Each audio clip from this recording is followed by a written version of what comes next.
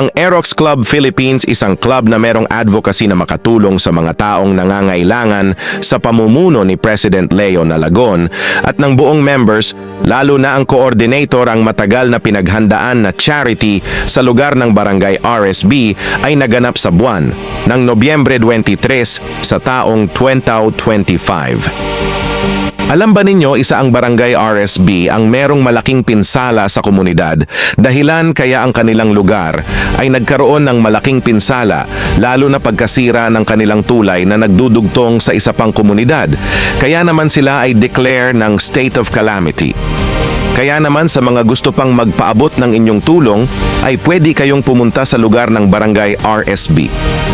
Dahil sa bagyong Tino eto na resulta ng hagupit ng bagyo, marami ang nawalan ng mga tirahan at marami din ang nawalan ng mahal sa buhay. Eto malaking trahedyang naganap sa kasagsagan ng Bagyo Tino ay hindi makakalimutan ng Barangay RSB, La Carlota City dahil sa matinding pinsala na dulot ni Bagyong Tino.